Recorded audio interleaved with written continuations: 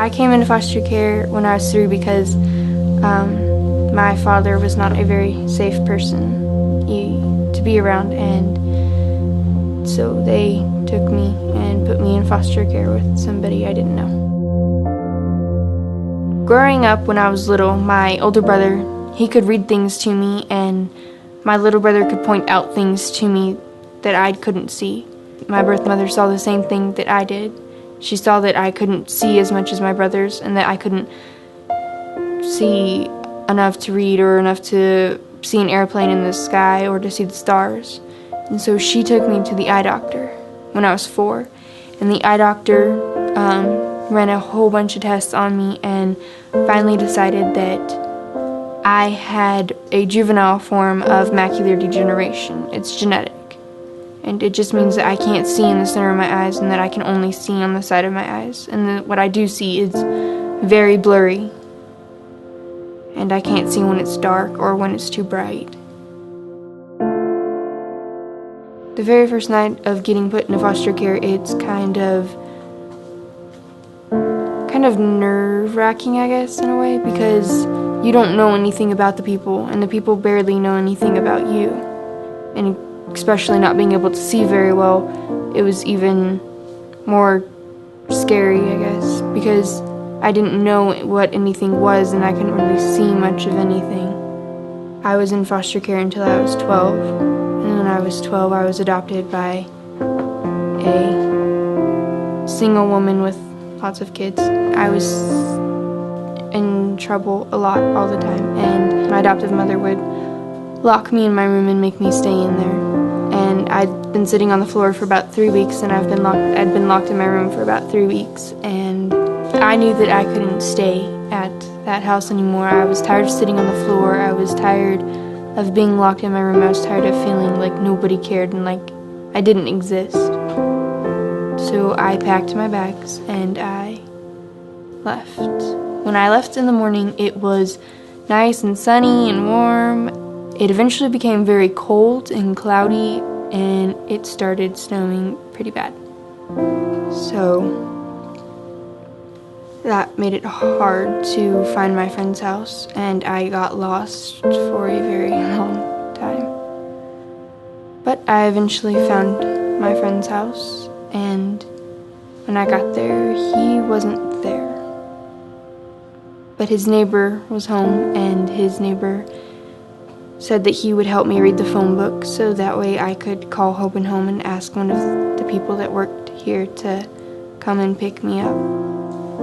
Bridget answered, and I asked her to come and pick me up because I had run away and I didn't know where I was, and that I was cold, and so she came and got me and brought me back to Hope and Home. When I got to Hope and Home, they talked to me a little bit about what happened and told me a little bit about, things that could have happened or things that might happen. They said that they were going to keep me safe. We got a phone call on a very snowy night in March. It was a cold winter night. There was probably, I don't know, maybe 6 to 12 inches of snow on the ground at the time. And the call was for a teenage girl who was blind, and she needed a home, and she needed an emergency home. About 2 hours passed by, we hear the knock on the door. So everybody stops what they're doing and goes to the door. Bridget walks in with Hannah.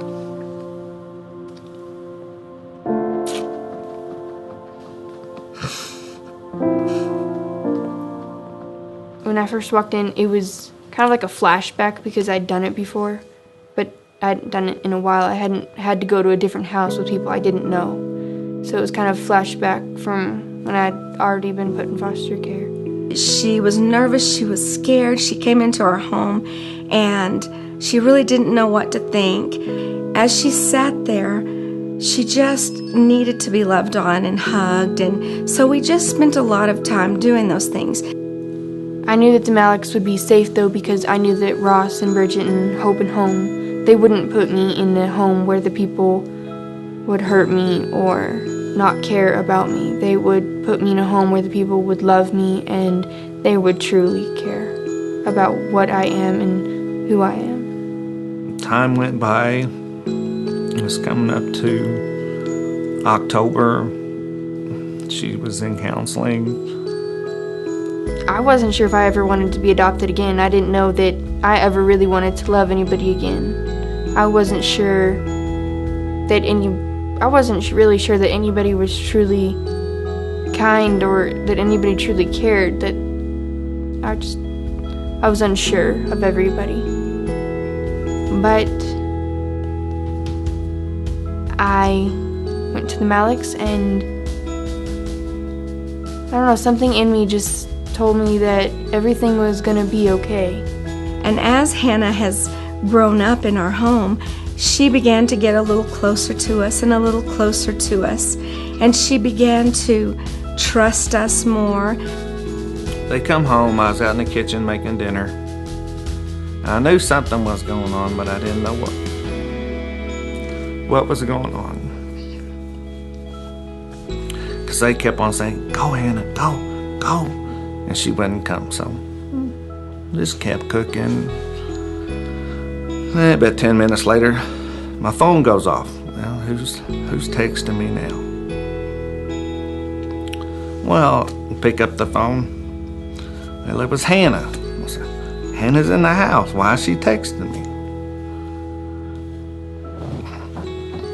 So I open up the text, and I read it, and it said,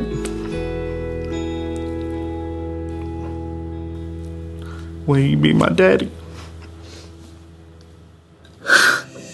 I wasn't quite sure what a father was. I didn't know what he was supposed to do or how he was supposed to act. But coming into the Malik household, I quickly found out that your daddy is the coolest thing in the world. I was so happy. I'd never had a dad, and I was nervous at first because I didn't know what he would do or how he would respond to things because I'd never had one. Anybody could be her dad. For her to ask, it really means a lot to me, because now she's really found somebody that she can trust. I was adopted by the Malicks on January 26, 2011, and it was just amazing. It was the best thing I could ever want or ever wish for. Before living with the Malicks and being adopted by the Malicks, I constantly worried if this is where I would stay or if this is just another place I was just gonna sleep. I don't have to worry about that anymore because I know that the Malicks are my forever home. I know that they will always be there for me no matter what. I never wonder where I'll live tomorrow. I know that tomorrow I will still live in the same place.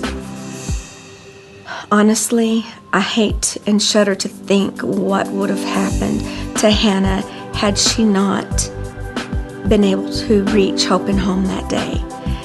What life would be like if Hope and Home wouldn't have been there for me that night, or if they wouldn't have been there to help me find my home. I don't know what would have happened. It's a very scary thought to think about because they were my voice when I didn't have one. They made other people hear what I was feeling when I was unable to say what I was feeling.